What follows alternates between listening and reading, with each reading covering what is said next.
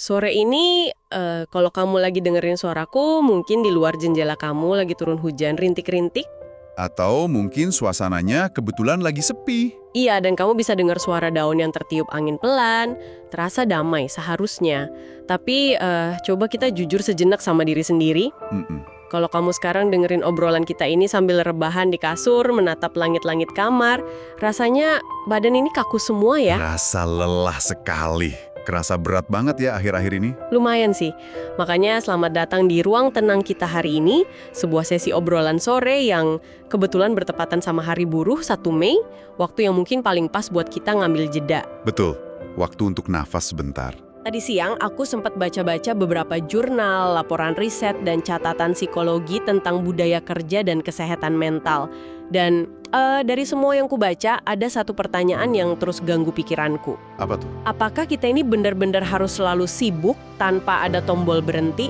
Atau jangan-jangan pelan-pelan kita sengaja bikin diri kita sibuk terus karena kita sebenarnya takut sendirian sama pikiran kita pas semuanya lagi hening? Nggak apa-apa, pelan-pelan ya. Duduk dulu sebentar. Seringkali kan, kalau kita lagi kehabisan baterai secara mental dan fisik, hal pertama yang kita lakuin justru nyalahin diri sendiri. Iya, bener banget. Ngerasa kurang tangguh gitu kan? Merasa kurang produktif, atau merasa tertinggal pas lihat teman-teman di media sosial yang kayaknya energinya penuh terus. Tapi dari temuan riset yang mau kita bahas sore ini, aku pengen kamu tahu satu hal dasar. Oke. Rasa lelah luar biasa yang kamu rasain itu bukan karena kamu lemah. Sama sekali bukan. Ada penjelasan neurobiologis yang sangat nyata dan sangat logis di balik perasaan kewalahan itu. Itu yang bikin aku sedikit lega sih waktu baca risetnya. Karena selama ini aku pikir aku aja yang gampang capek. Di salah satu dokumen ada kalimat yang menurutku menohok banget. Yang mana tuh? Intinya, meja kantor kita atau meja makan di rumah yang sering kita pakai buat buka laptop, sekarang tuh udah berubah jadi medan perang neurobiologis. Medan perang ya, istilah yang pas banget. Berarti pantas aja ya kadang pas malam hari, cuma denger bunyi ting dari notifikasi WhatsApp bos, rasanya perut langsung mules, jantung deg-degan, napas jadi pendek. Secara fisik rasanya persis kayak kita lagi jalan di hutan gelap, terus tiba-tiba ada suara ranting patah diinjak binatang buas. Padahal aslinya itu kan cuma sebaris teks di layar HP.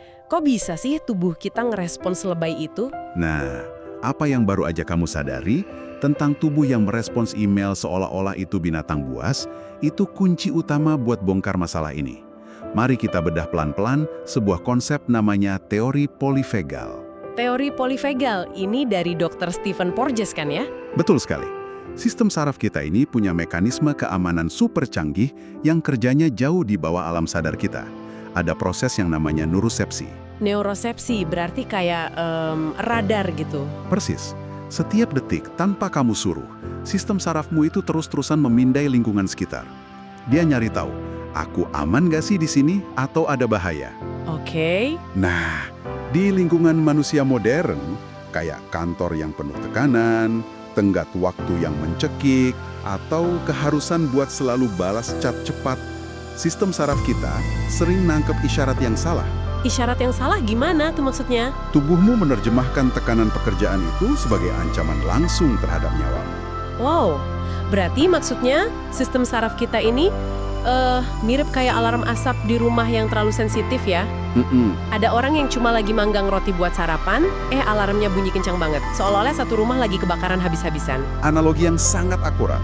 Alarm asap yang terus nyala. Teori polivagal ini membagi sistem saraf kita ke dalam 3 tingkatan evolusi. 3 tingkatan? Apa aja tuh? Tingkat pertama, yang paling ideal dan sehat, itu vagal ventral. Ini zona nyaman kita. Disinilah kamu merasa aman, santai.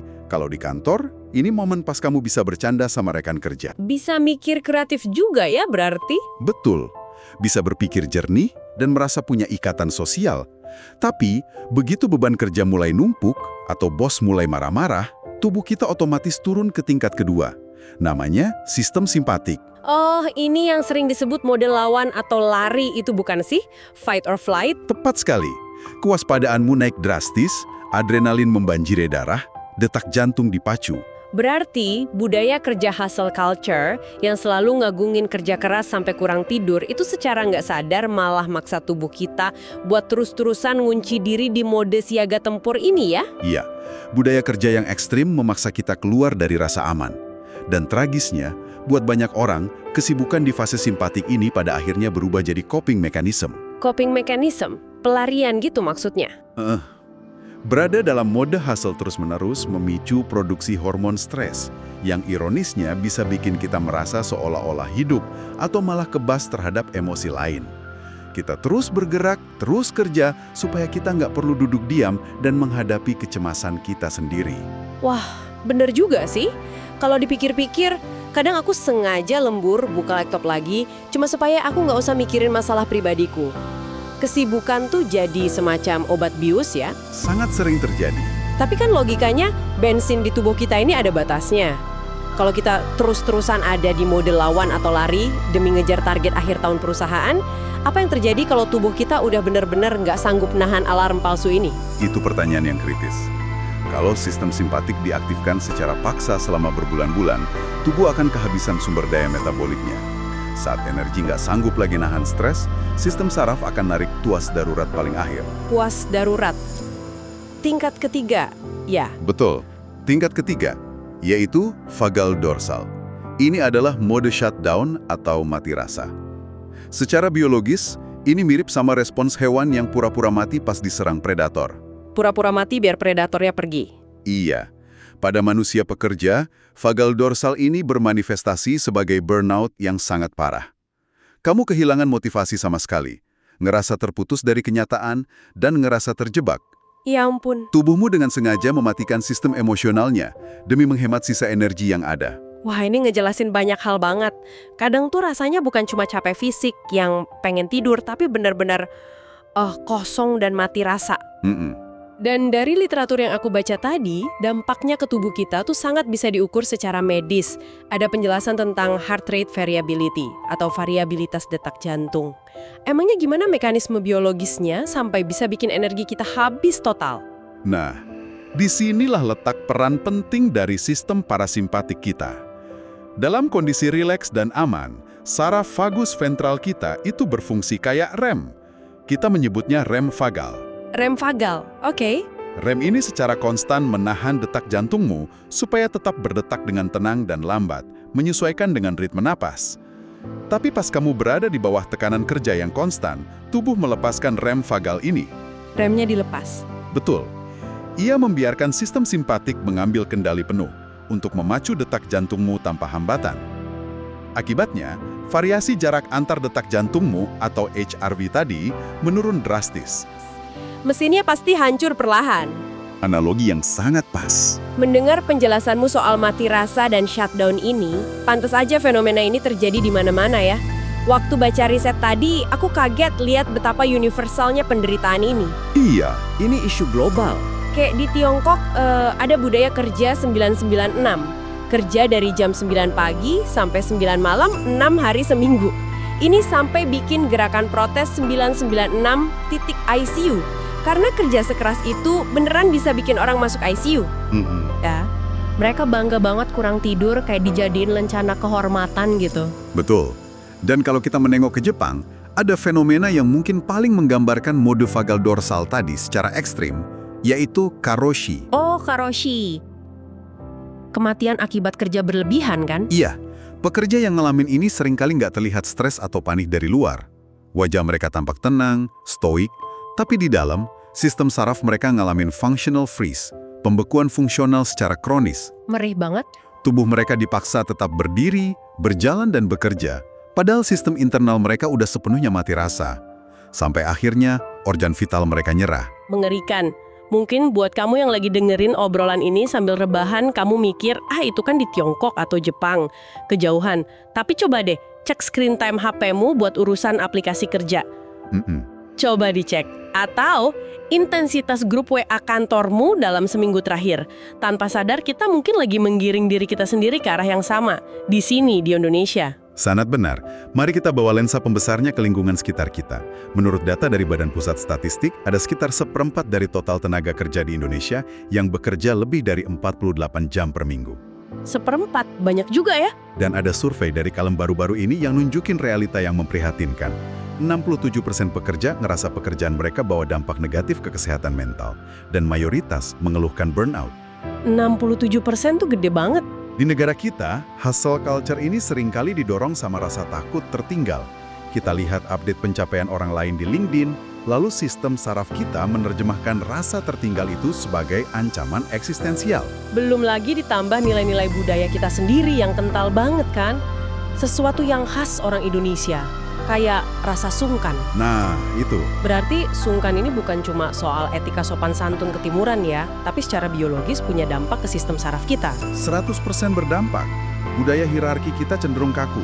Coba ingat, berapa kali kamu ngerasa sungkan buat pulang tenggo, alias tepat waktu, cuma karena atasanmu masih asyik ngetik di mejanya. Sering banget sih itu. Kamu akhirnya ikut diam di meja, padahal kerjaanmu udah selesai. Perasaan gak enak hati ini, ketidakmampuan buat bilang tidak pada beban kerja tambahan, bikin karyawan merasa gak berdaya. Iya, kayak kejebak gitu. Dan dalam teori neurobiologis, ngerasa nggak berdaya, ngerasa terjebak dan nggak ada jalan keluar, itu adalah pemicu utama yang langsung dorong tubuh masuk ke mode shutdown vagal dorsal tadi. Wow. Lalu, ada lagi satu nilai luhur kita, gotong royong. Pada dasarnya, ini konsep yang sangat indah. Sebagai manusia, kita butuh kelompok buat ngerasa aman. Tapi di lingkungan kerja yang toksik, kata gotong royong ini sering disalahgunakan. Oh iya, sering tuh ada embel-embel, kita ini keluarga. Betul. Kamu dipaksa memikul beban kerja di luar tanggung jawabmu dengan dalih pengorbanan demi kebersamaan perusahaan. Ini merusak karena mengeksploitasi kebutuhan biologis kita akan penerimaan sosial. Memanipulasi rasa kebersamaan buat meras tenaga ya, itu licik sih. Tapi masuk akal kenapa biologi kita bentrok keras sama era digital saat ini. Dulu, seburuk-buruknya di kantor, jam 5 sore kita bisa pulang dan secara fisik terpisah dari lingkungan kerja. Betul. Sekarang kantor ngikutin kita sampai ke dalam selimut lewat notifikasi HP. Apalagi belakangan ini kan lumayan rame juga dibahas soal dinamika jam kerja di era Undang-Undang Cipta Kerja ya. Maksudku, itu memunculkan perbincangan soal urgensi hak untuk putus koneksi atau right to disconnect. Iya, betul.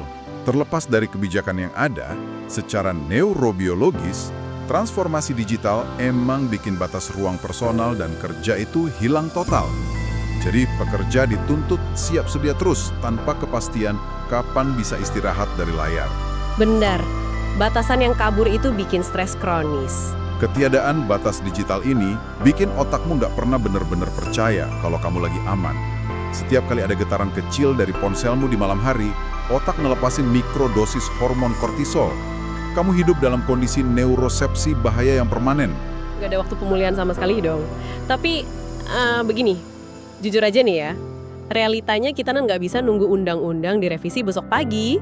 Kita juga nggak bisa tiba-tiba nuntut budaya perusahaan berubah drastis besok kan. Memang nggak bisa instan. Apalagi di catatan riset ini juga dibahas soal switching cost. Disebutin kalau otak manusia itu butuh waktu rata-rata 23 menit cuma buat bisa kembali fokus ke satu tugas setelah diganggu sama satu notifikasi kecil. Kebayang nggak sih capek kognitifnya? Sangat melelahkan untuk otak. Nah, kalau kita udah terlanjur terjebak di mode survival ini dengan notifikasi yang terus bunyi, apa yang benar-benar bisa kita lakuin malam ini juga? Gimana kita bisa ngontrol tubuh kita pas dunia di luar sama sekali nggak bisa kita kontrol? Itulah pertanyaan yang paling menentukan. Dan disinilah letak kendalimu yang sesungguhnya. Pas dunia luar terasa kayak ancaman konstan, kita harus belajar meregulasi diri kita dari dalam. Gimana tuh caranya? Kita harus ngasih tahu tubuh fisik kita kalau kita aman saat ini. Ini yang dalam psikologi disebut sebagai regulasi bottom up. Menggunakan respons tubuh fisik bagian bawah untuk menenangkan otak yang lagi panik di atas. Oke, dari tubuh ke otak ya? Iya. Kita bisa mempraktikannya sekarang juga. Kamu nggak butuh aplikasi berlangganan atau pergi liburan mahal. Tubuhmu sendiri adalah fasilitas pemulihannya. Kita akan pakai metode yang namanya stimulasi saraf vagus. Mau coba praktekin bareng? Banget, tolong ajarin. Aku yakin kamu yang lagi dengerin obrolan ini di rumah juga butuh banget jeda fisik ini. Baik, mari kita lakuin pelan-pelan. Praktek yang pertama adalah pernafasan diafragma. Aturan mainnya sangat sederhana. Embusan napas yang keluar, durasinya harus selalu lebih panjang dari tarikan napas yang masuk. Harus lebih panjang buangnya ya? Kenapa tuh?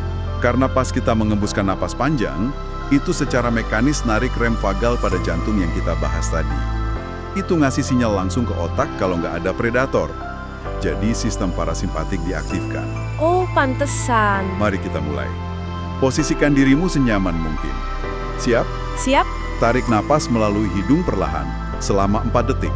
1, 2, 3, 4. Dan embuskan melalui mulut. Sangat-sangat pelan selama 8 detik. Rasakan bahumu turun. Wah. Kita coba sekali lagi ya. Tarik napas, kumpulkan semua rasa sesak itu, dan embuskan perlahan. Lepaskan semuanya sampai habis. Gila. Aneh ya, hal sesederhana napas, tapi rasanya dadaku langsung jauh lebih longgar, detak jantungku kayak dipaksa melambat secara natural. Ini yang bikin neurobiologi itu keren, kita punya tombal kendalinya ternyata. Sangat bisa dikendalikan. Tapi, ada nggak sih trik atau praktek lain? Misalnya kalau aku lagi meeting penting di meja kantor, dada udah deg-degan parah karena panik. Kan aku nggak mungkin tiba-tiba merem terus narik nafas panjang banget di depan klien, kan? Tentu ada. Saraf vagus kita itu sangat panjang dan punya banyak cabang. Salah satu cabangnya terhubung ke area telinga. Jadi, pas kamu lagi duduk di meeting dan ngerasa cemas, kamu bisa memijat dengan sangat lembut bagian dalam daun telingamu. Bagian dalam daun telinga yang lakukan itu ya? Betul, area lekukan yang disebut simba concha. Lakuin aja pelan-pelan pakai jari sambil pura-pura nopang dagu. Itu akan menstimulasi saraf vagus. Wah, ninja banget ya triknya. Nggak bakal ada yang ngeh. Ada trik lainnya.